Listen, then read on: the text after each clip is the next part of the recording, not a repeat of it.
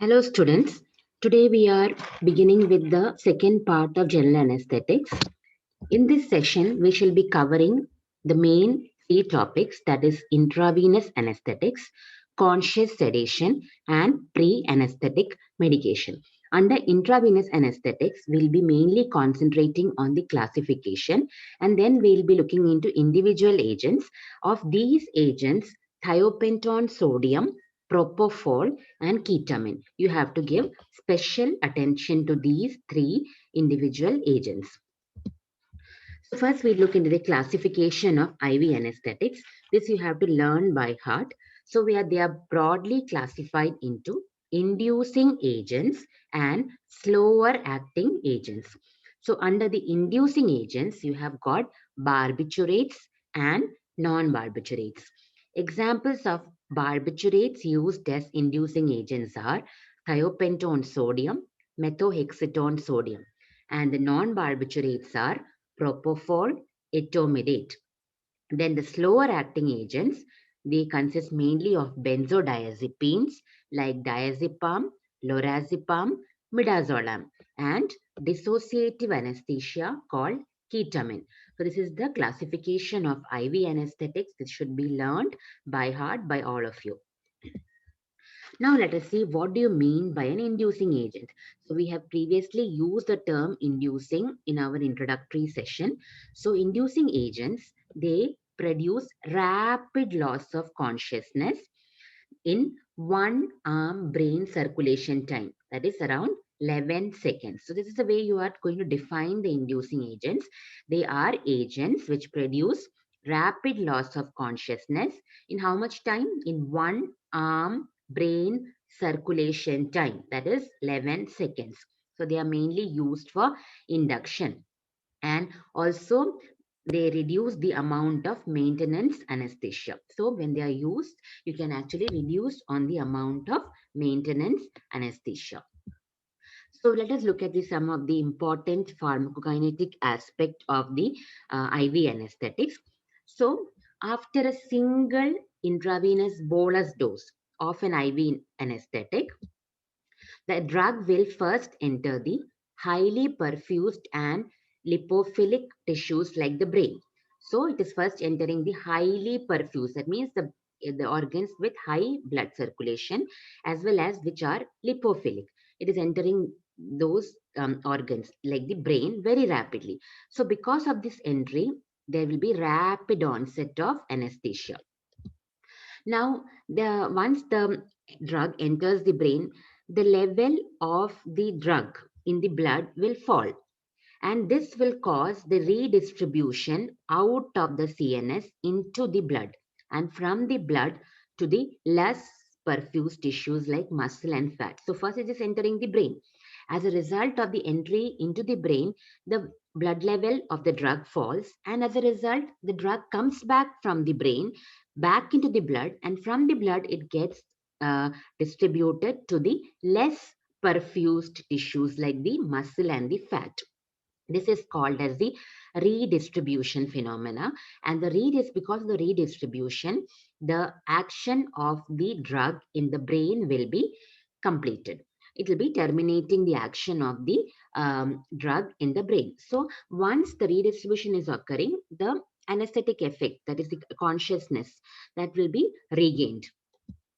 Now, final elimination, but the body is still having the drug in the muscle and the fat. It has left the CNS during redistribution, but it is still there in the body. The final elimination of the drug occurs by metabolism and excretion of the drug which is stored in the muscle and the fat. So you have to consider there are two types of T-halves in the case of IV anesthetics. That is, one is called as a distribution T-half. That is the time in which the drug is leaving the brain and coming back to the blood and getting distributed to the other less perfused tissue. So this will determine, this T-half will determine the time of action of the drug in the brain. That means how much time the patient will remain unconscious. There's another T-half called the elimination T-half. This T-half determines the time for which the drug is remaining in the body. So even though the drug leaves the brain, that is in within because of redistribution, it may still be there in the body, and the final point or the final time which is required for the drug to leave the body will be determined by the elimination T half. Now we'll look into the individual agents. The first one is thiopentone sodium. So this is often asked as a short note, so you have to pay special attention to thiopentone sodium. So it is an ultra short acting thiobarbiturate. It's available as a sodium salt, and it has to be reconstituted. Whenever you're going to administer that, you have to reconstitute freshly.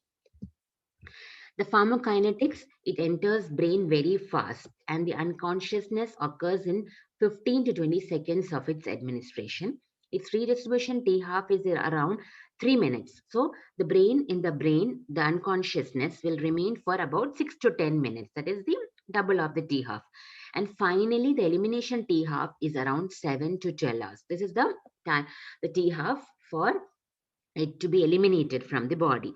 What are the special anesthetic features? It produces rapid unconsciousness. That is why it is used as an inducing agent. It has got poor analgesic and poor muscle relaxant property. So the main property is the rapid unconsciousness. Now, what are the adverse drug reactions? So it can produce laryngospasm, shivering, delirium, and pain in the postoperative period. And in susceptible individuals, it can even produce intermittent porphyria. So individuals who are having porphyria should not be given this barbiturate. The clinical use, it is the commonly used inducing agent. So among the inducing agent, thiopentone sodium is the most commonly used inducing agent. Sometimes it can be used as the sole anesthetic for short operations that are not painful. That means for very short procedures, where you do not require a long unconsciousness, you can use only this inducing agent. You need not go for a maintenance agent. And that is a sole anesthetic for short operations that are not very painful. It is not having a good analgesic action. So the procedure should not be that painful.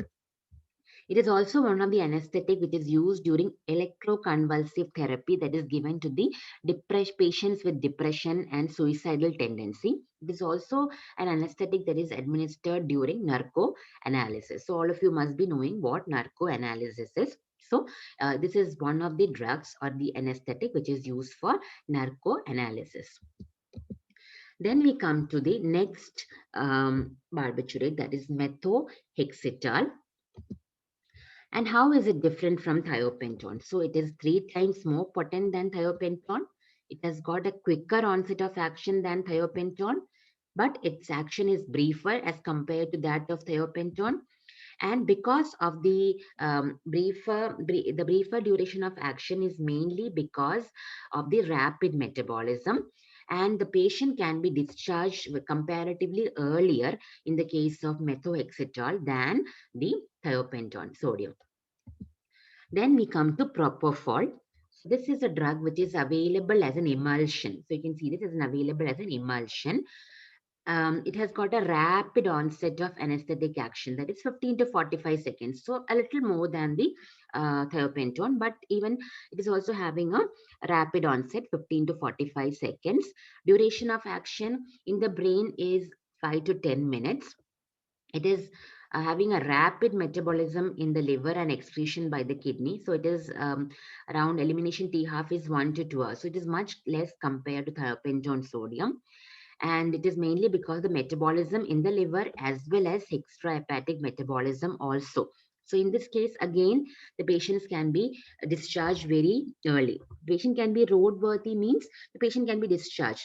So otherwise, like the patient, like if the patient, this elimination T half would be more, and the patient would be still having some residual drug in the body for a long time, so he cannot be discharged. But in this case, you can see the elimination T half is just 1 to 2 hours, so the patient can be discharged very fast after the operation. So this is about propofol.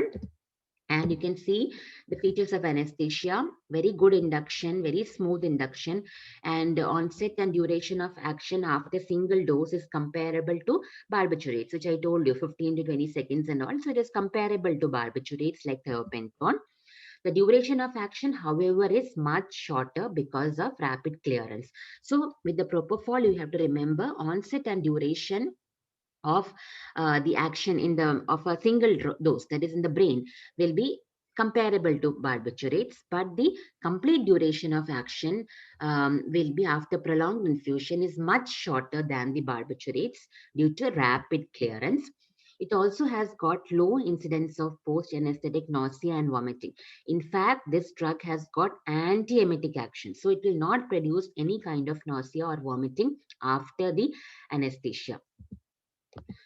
So what is the use? It is the inducing agent mainly for outpatient surgery because the patient can be discharged very fast. So it is one of the drugs which is used as an inducing agent for outpatient surgery. It is also used as a maintenance agent. It is also used for conscious sedation. So at this point, you remember three terms. It is a inducing agent for outpatient surgery. It can be also used as a maintenance and as agent, as well as this can be used for conscious sedation. So what is conscious sedation? We'll be discussing in the later slides. What are the ADRs? It can produce pain on injection, transient apnea, hypotension, bradycardia can occur on induction. Metabolic acidosis can occur in children who are given prolonged administration, and heart failure can also occur in prolonged use. So pain on injection, transient apnea, hypotension, bradycardia on induction, metabolic acidosis and heart failure can occur on prolonged use. So propofol is also a very, very important short note. So this also should be kept in mind. Then we'll discuss briefly about etomidate. So it's an imidazole which is supplied as a solution in propylene glycol. Regarding the pharmacokinetics, it has got a rapid onset and short duration of action. Metabolized by liver and elimination is mainly by kidney and the liver. You can see the anesthetic features. It is poor analgesic but has got better cardiovascular stability, less respiratory depression, and it is an induction agent mainly for coronary artery disease patient, hypovolemia or cardiomyopathy. So the main advantage of etomidate that you will see is it is one of the preferred agents for patients who are having some cardiac problems. Otherwise, its pharmacokinetics is comparable to the others that we have discussed so far. Now we'll discuss about the slower acting agents, under which we are going to discuss two drugs, that is benzodiazepines and ketamine. So first we'll discuss the benzodiazepines. Some of the common features of benzodiazepines we'll discuss first.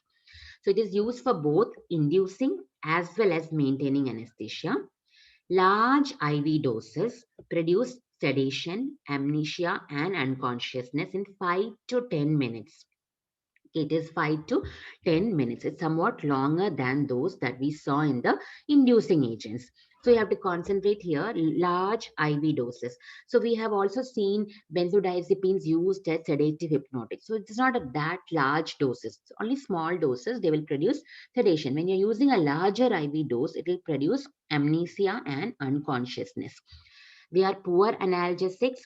They are good skeletal muscle relaxants, but they are not producing skeletal muscle relaxation that is required for a surgery. They produce relaxation, but it is not up to the grade that is required to conduct a surgery. They do not markedly depress the respiration, blood pressure, or cardiac contractility, do not cause much of the post-op nausea or vomiting, and they have an agent, that is flumazenil, which can reverse the anesthetic action of benzodiazepines. These are some of the indirect features as well as some of the advantages of using benzodiazepines. That is, they do not depress respiration or other BP, cardiac contractility. They do not cause post-op nausea and vomiting, and they also have a reversal agent to reverse their action that is called as flumazenil. And but they are poor analgesics. They produce skeletal muscle relaxation, but it is not of surgical grade. So you have to use these agents as per requirement and as per the type of surgery. You can make use of benzodiazepines. So we'll just compare the three important benzodiazepines which are mainly used as the slow acting agents. So you can see diazepam, lorazepam, and midazolam. So I've just given the dose initially. You can compare the doses. Then you can see that when you compare the injection, so diazepam is very painful and thrombophlebitis can occur, whereas the other two are not that irritating. Diazepam has got a rapid onset of action. Midazolam has also got a rapid onset of action, but lorazepam is comparatively having a slower onset of action. Even the diazepam, the patient becomes responsive in 1 hour. That means its duration of action is comparatively less. The other two are having more potent action with more amnesia. So you can see diazepam is somewhat rapid onset as well as short duration. The others, Bidazolam has got rapid onset and long duration. Lorazepam has got slower onset but long duration. So this is the way you have to compare the benzodiazepines, and you will use the proper or the required or the type of benzodiazepine used will depend on the type of surgery that you are planning.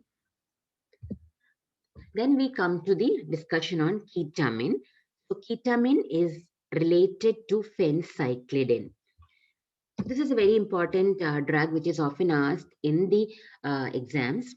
So features of ketamine. So whenever you're discussing about ketamine, you have to remember the term. It is a dissociative anesthesia. It's a dissociative anesthesia. So what do you mean by dissociative anesthesia? It means profound analgesia, immobility, amnesia with light sleep, and feeling of dissociation from one's own body and surroundings. So it is not completely a state of unconsciousness. It is only a light sleep, and there will be forgetfulness, and the person feels dissociated from his own body and surrounding. So this is the definition of dissociative anesthesia, and there is a profound analgesia and immobility also. So the onset of action occurs within 1 minute and lasts for 10 to 15 minutes. Once the anesthesia is over, when the patient recovers, there's something called as emergence delirium. That is when the patient might be having some confused behavior when he's coming out of the anesthesia of ketamine. And sometimes even hallucinations can occur. One of the advantage of ketamine is that it can dilate the bronchi. So when you are writing the answer or a short note on ketamine, these terminologies have to be mentioned. That is dissociative anesthesia, emergence delirium, and even the advantage of dilating the bronchi. So what is the use? So it is mainly used in children, okay, because it is well tolerated by the children, and it is used for mainly for operations on head and neck in patients who have had some kind of bleeding, and also in asthmatics. So when you're using in asthmatics, it has got a special advantage because it is dilating the bronchi. Other than as an anesthetic, it is also used for repeated use during burn dressing. So if you have ever seen a patient with burn, it is very painful for the patient. And while the dressing is being done, the pain is extreme. So doctors will resort to giving them an anesthetic before the dressing. The ketamine can be used for that because the patient is not unconscious there. He can be in like a light sleep, and he'll be feeling dissociated from his own body and environment. And this can be used for burn dressing. Ketamine can also be used for short procedures like cardiac catheterization, angiography, and all. You can use the ketamine as an anesthetic. The contraindications, it should not be given for patients who are having hypertension, ischemic heart disease, or raised intracranial tension. So that finishes all the individual agents. Among the individual agents, you will pay special attention to thiopentone sodium, propofol, and ketamine. All these agents, you have to describe their pharmacokinetic features, where you will be discussing their onset of action, the duration of action, and all. And you have to mention about their anesthetic features. That is, what is good in them, what is not so good in them, then their ADR, and finally their clinical use. This is the headings under which you will be describing the individual agents if you are getting a short note on any of these agents. Now we are left with two learning objectives, that is discuss conscious sedation and pre-anesthetic medication. So conscious sedation also has been asked in the question papers. So I'm not going very much into depth of this topic. I'm only discussing the areas that is relevant to your understanding. So what is conscious sedation? So the term itself tells you it is a monitored state of altered consciousness which is employed along with the local or regional anesthesia for diagnostic or short surgical procedure.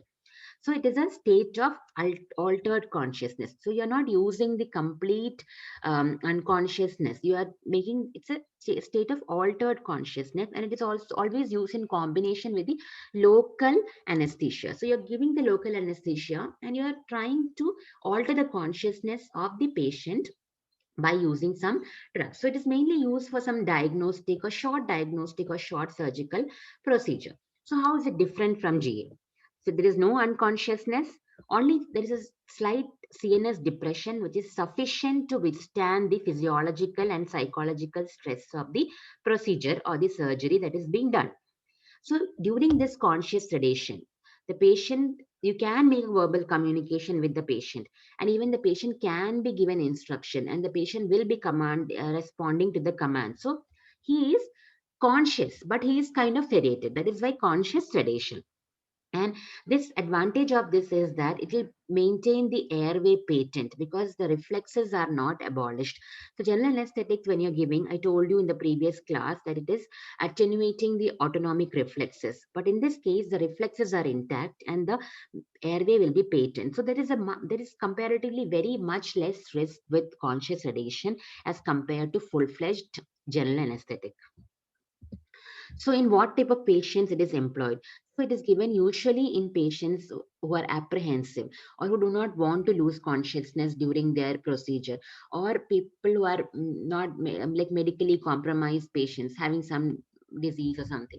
Okay, so in such type of patients, you can go in for a conscious sedation instead of going for a full-fledged general anesthesia. So the drugs which are used for conscious sedation include benzodiazepine, diazepam IV or oral, or midazolam IV can be given. Propofol can be given. Opioid analgesics can be given. Example is fentanyl and nitrous oxide. So just remember the names of these agents which can be used for conscious sedation. Benzodiazepines, propofol, opioid analgesics like fentanyl and nitrous oxide. Now we come to the final topic, that is pre-anesthetic medication. So again, this is a very, very favorite short note again and again asked in the question paper. So whenever you are going to discuss or write about the pre-anesthetic medication, you have to write it under the following headings that the way I'm going to discuss it. That is, what is the aim of giving pre-anesthetic medication? Why are you giving a pre-anesthetic medication? Pre-anesthetic means before the anesthesia is given, general anesthesia is given, you are giving some medication. So what is the aim of pre-anesthetic medication? And then you will discuss some of the drugs which are given for pre-anesthetic medication. So why are you giving the pre-anesthetic medication? So to produce sedation, to relieve anxiety, because you already know a person who is undergoing, who's planning to undergo a surgery will be anxious. Then to induce amnesia for pre and post-operative events. So we don't want patients to remember the pre or the post-operative events. So that is that to induce amnesia, and also to supplement analgesic actions of anesthetic. So I've already told you that all the anesthetic agents may not be having the sufficient amount of analgesic action. So some of the agents can be given before anesthesia to supplement the analgesic action of anesthetic, also to relieve the pre and post operative pain. Okay, so pain in the pre operative period, post operative period, also to supplement the analgesic action during the surgery. They can also be given, they are also given to decrease the secretions and vagal stimulation, decrease the acidity and the volume of gastric secretion.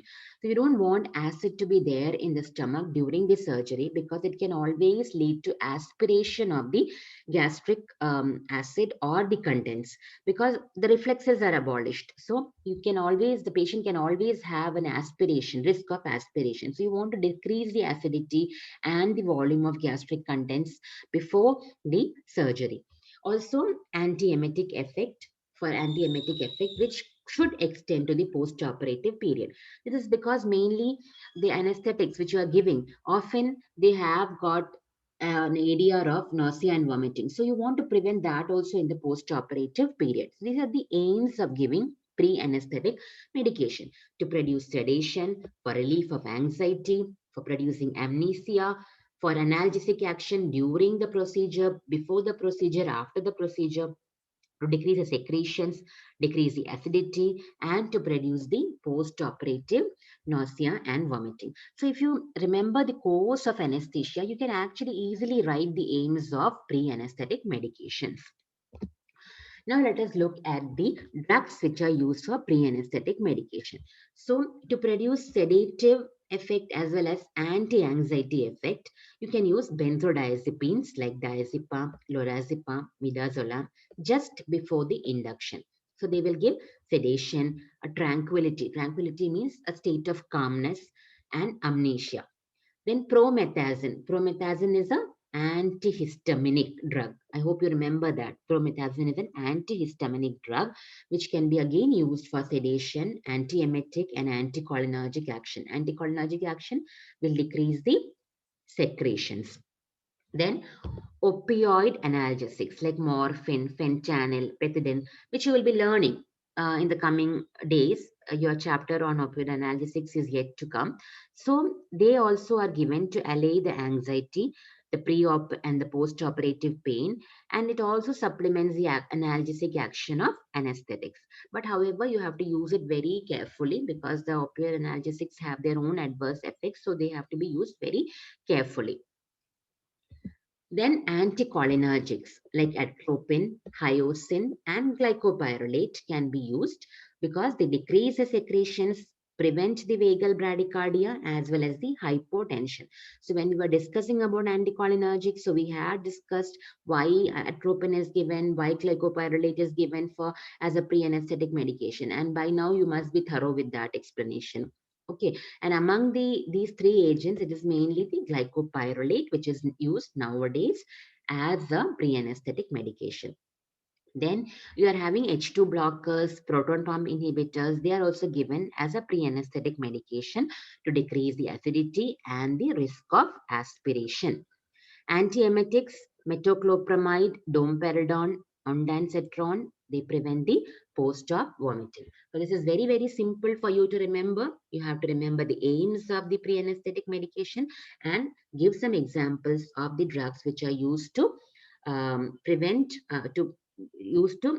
fulfill those aims. And this is the way you're going to write the answer.